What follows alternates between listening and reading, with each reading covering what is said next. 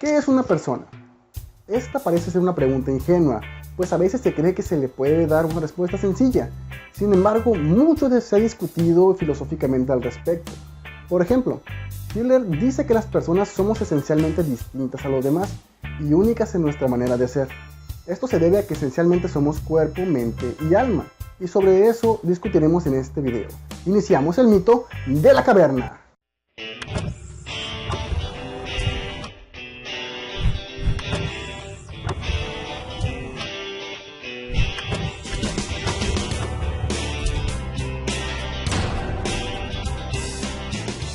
En los mismos ríos entramos y no entramos, pues somos y no somos los mismos. Heráclito. Iniciamos con la parte material, o como se le conoce también, el yo empírico.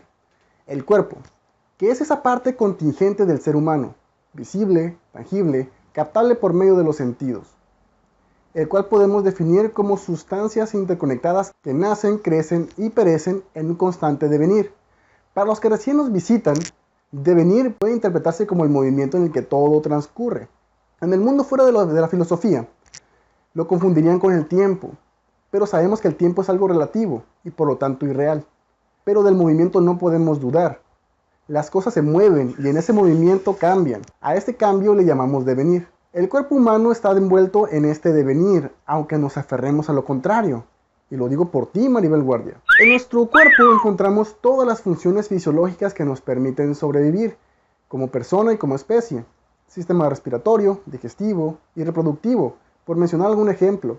Pero esto no podría hacernos personas por sí solo, puesto que los demás animales que habitan en este planeta poseen sistemas con funciones parecidas a los cuerpos materiales, igual que el nuestro, por lo que necesitamos otros elementos para completar esta definición.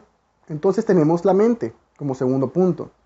Se dice que el hombre habita intelectualmente el mundo, lo que significa que está en el mundo mediante una capacidad que posee, la inteligencia. Podemos decir que la inteligencia no necesariamente lleva a las personas a encontrar respuestas de todo aquello que se preguntan, pero sí existe una pregunta fundamental. Esta pregunta hace que las personas se detengan en esa acción, preguntarse, y la realicen sobre el ser. Es decir, se trata de interrogarse, de querer saber sobre sí mismo. Se orienta hacia la realización de la persona, pues le permite preguntarse sobre sus circunstancias de su vida. En ese sentido, son como otras inquietudes. ¿Para qué vivir? ¿Cómo vivir? Estas y otras cuestiones hacen que las personas vayamos construyendo nuestra propia realización humana. Todo esto se lleva a cabo en la mente o en el yo profundo, en donde residen la libertad, la moralidad, la voluntad y la conciencia de una persona.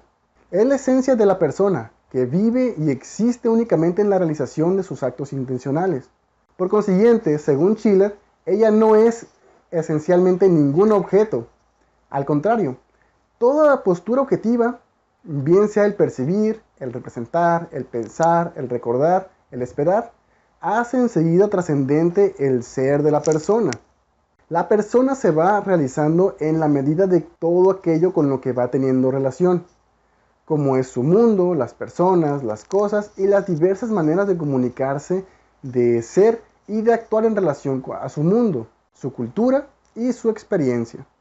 Las personas tienen como finalidad realizarse en aquello que quieren, que desean y que proyectan en su vida desde sus propios lugares y espacios, incluido el amor. Ser pleno, completo, satisfecho, exitoso, es solo algo de lo que se proyecta en aquello que le implica pensarse desde sus propios horizontes de posibilidades. Uno de los actos mentales del yo profundo más importantes del ser humano es la capacidad de decidir, o la libertad. Para Kant, ser es hacer. Esto es, en el hacedor está implícito el ser del hacedor. Marx decía que los seres humanos hacen su propia historia. Aquí es. Para Nietzsche, la voluntad es la verdadera esencia de la realidad. Esta ha de ser, por tanto, multiforme y cambiante. El escritor Eduardo Galeano sostiene que al fin y al cabo somos lo que hacemos para cambiar lo que somos. Todas estas son formas distintas de definir la libertad, pero nadie profundizó tanto en este tema como Jean-Paul Sartre, filósofo existencialista de mediados del siglo XX, para quien la libertad humana se manifiesta principalmente en situaciones límite. cuando existe una necesidad inmediata de asumirla. Según Sartre, el hombre sin libertad vive pero no existe. La libertad pertenece al ser consciente, no es una propiedad natural, no pertenece a la esencia humana, porque el hombre primero existe y después es. El hombre se hace a sí mismo, su vida va por un sendero que puede cambiar, ya que lo que llegue a ser dependerá de él mismo, de sus propias decisiones. En ese sentido, el hombre está condenado a la libertad por el hecho de ser una conciencia, como también puede elegir engañarse a sí mismo y adoptar algún determinismo al cargar su responsabilidad a algo ajeno a él, como Dios, la herencia, su formación, el ambiente, sus maestros, sus padres, etc. Pero eso también lo está eligiendo. La total libertad es responsabilidad y compromiso, y da origen a la angustia. En su obra El existencialismo es un humanismo nos dice: estamos solos, sin excusas. Es lo que expresaré diciendo que el hombre está condenado a ser libre, condenado porque no se ha creado a sí mismo, y sin embargo, por otro lado, libre, porque una vez arrojado al mundo, es responsable de todo lo que hace.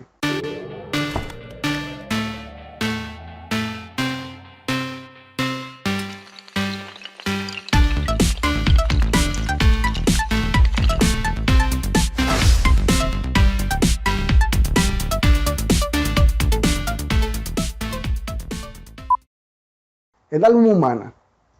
De acuerdo con la teoría aristotélica, el alma es un principio vital del cuerpo, es decir, aquello por lo que un ente tiene vida, en donde encontramos una unidad sustancial de materia y forma. Existen por lo tanto tres tipos de alma: vegetal, animal y racional. Para Platón, el cuerpo es una especie de cárcel para el alma, la cual debe ser inmortal, lo que provoca una dualidad incómoda para el materialismo, y de la que Aristóteles no retoma la idea de su tutor, aunque se vean problemas para explicar la inmortalidad. Pues parece que solo hay alma mientras el cuerpo está organizado, o sea que está vivo. En el siglo XVIII, Santo Tomás de Aquino propone algunos puntos de solución a este debatido tema. El alma no preexiste al cuerpo, sin embargo, subsiste después de la muerte. El alma humana es inmortal. Desde entonces, la filosofía tradicional ha defendido tres propiedades del alma: la unidad, la espiritualidad y la inmortalidad, aunque hoy en día muchos intelectuales prefieren evitar el uso de la palabra alma. Hasta la psicología, cuya raíz etimológica significa tratado del alma, se ha estructurado sin mencionar dicho concepto. Uy, sí, ni que les fueran a decir de religiosos.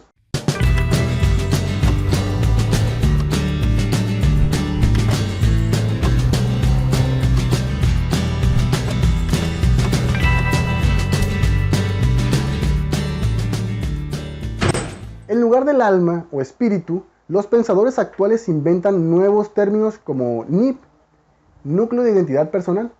Pero eso es como llamarle estructura sociofamiliar material de nivel básico a tu casa. En palabras de Agustín Basabe, aunque sea el hombre un centauro ontológico o un monstruo metafísico, no puede ser considerado como una colección de sustancias específicas distintas. Es, que duda cabe, una especie completa, a la vez corpórea, viviente, sensible y racional. El alma, que reúne todos estos elementos bioquímicos para que integren el cuerpo, ejerce operaciones fisiológicas y operaciones cognitivas. La razón de ser del cuerpo debe buscarse en el alma, que le anima y organiza desde dentro. La formación de la persona.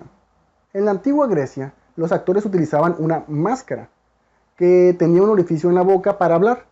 Los latinos tomaron esa máscara y le llamaron persone, de personare, que significa sonar a través de. Ya se imaginan, ¿no? La máscara aquí enfrente y cómo resuena. Nosotros la heredamos como persona. La máscara era principalmente una forma de ponerse frente al otro, sin abrirse de manera honesta y sincera. La máscara encubría al auténtico ser que estaba seguro detrás de ella. Para el filósofo romano Lucrecio, cuando la necesidad nos arranca palabras sinceras, cae la máscara y aparece el ser humano. De ahí que la máscara oculta lo que somos y ofrece, mediante su velo, la personalidad. De esta forma, la máscara no exhibe al ser que está encubierto, sino que muestra una persona que actúa de acuerdo a los códigos de una cultura. Encontramos ejemplos de ello cuando oímos decir que los hombres no lloran, es decir, deben usar la máscara de la fortaleza. Según Habermas, la dignidad humana es reconocida en estricto sentido moral, pues no es algo que se posee de manera natural como el cuerpo, sino más bien es aquella que se constituye en la comunidad moral. En este sentido, las personas poseen una dignidad inviolable y por ello merecen respeto absoluto. Para Immanuel Kant, el filósofo más feo del mundo, las personas no pueden ser tratadas como cosas, sino como personas con dignidad. Pues ninguna persona se cosifica ni tampoco se le trata como mercancía. Las personas deben ser tratadas con dignidad y respeto, reconociendo su libertad y autonomía. Esto se debe a que cada persona está dotada de dignidad, singularidad plena e inalienable. Por ello, no debe ser tratada como objeto, ni aniquilada en sus tradiciones, cultura y formas de pensar. Las personas deben ser tratadas en función de la dignidad que les ofrece, que les pertenece desde el momento que son concebidas hasta su muerte natural. El valor de la persona como persona misma, es decir, como esencial portador de los valores de virtud, nos dice Schiller. Pero ya me estoy cruzando al tema de la naturaleza humana, y ese es otro tema que pueden ver en la tarjeta que aparece en la parte de arriba. Solo denle clic. Por mi parte, esto ha sido todo por el día de hoy. Les agradecemos ese poderoso like que nos regalan y les recomendamos que se suscriban al canal para que ya comiencen a pagarme algo, por favor. Nos vemos en el próximo video del mito de la caverna.